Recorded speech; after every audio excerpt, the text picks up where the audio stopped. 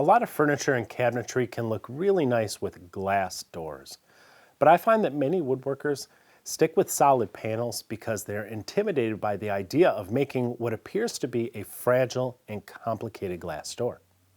So over the next week or so, we'll be making a 3-video series to show you just how easy it can be to add glass to your next project. The first video will be about making simple glass panel doors, such as we built for this office project.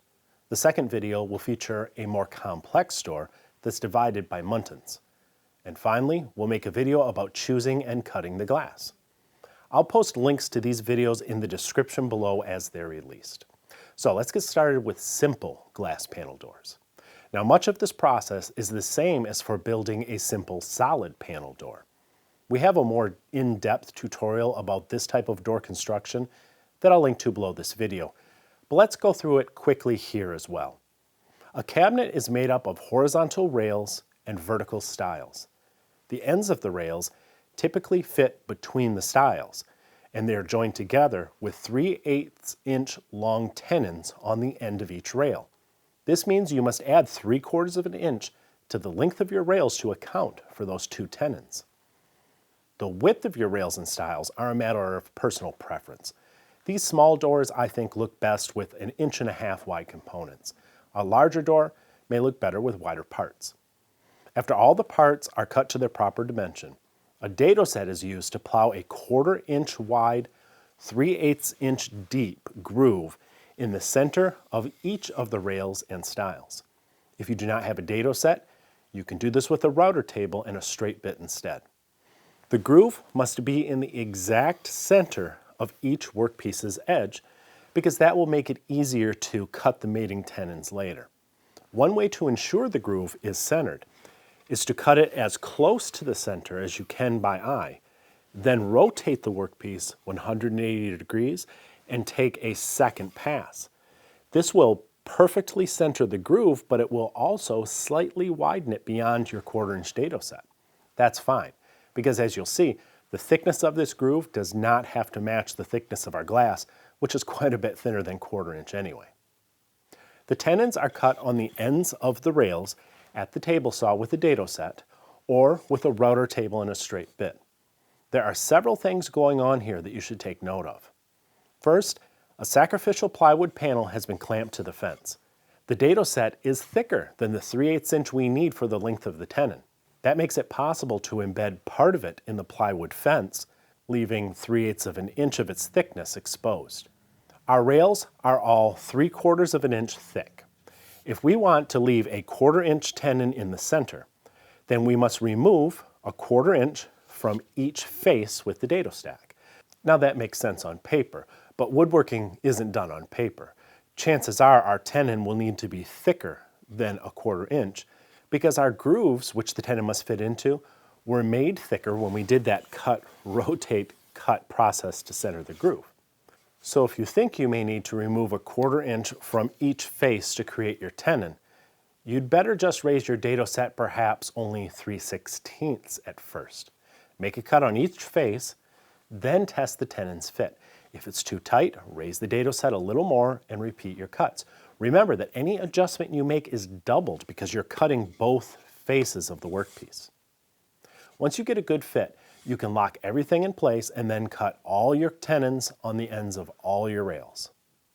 Another thing to note is that a miter gauge can be used to guide the workpiece through the cut while the end of the workpiece is against the sacrificial fence. Because the dado set is turning all the waste into sawdust, this is a safe procedure. If you were using a regular saw blade that created a loose offcut from the main workpiece, you would not be able to use the rip fence and the miter gauge together as you see being done here. Finally, a scrap is placed behind the good workpiece to provide support for the wood fibers behind the cut so they won't splinter as the blade comes out the back of the wood.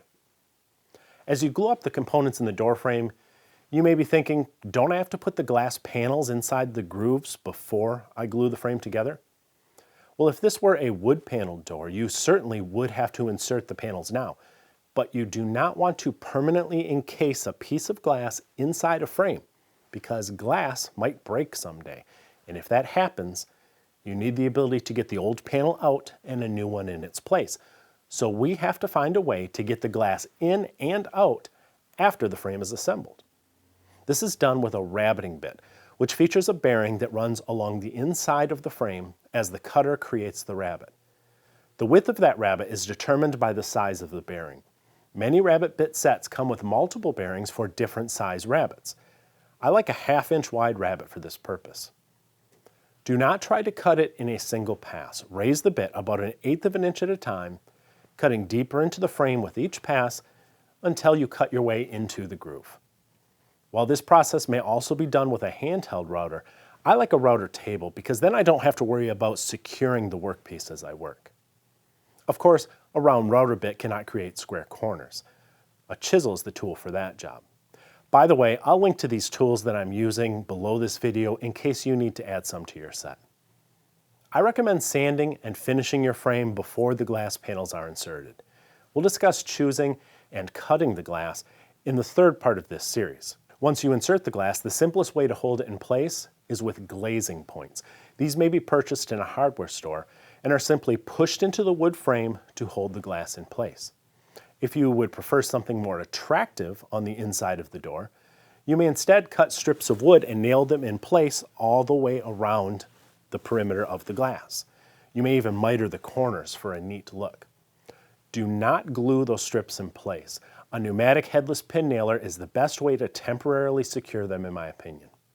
So that is our simple glass panel door. In the next video, we'll make something a bit more complex. See you then.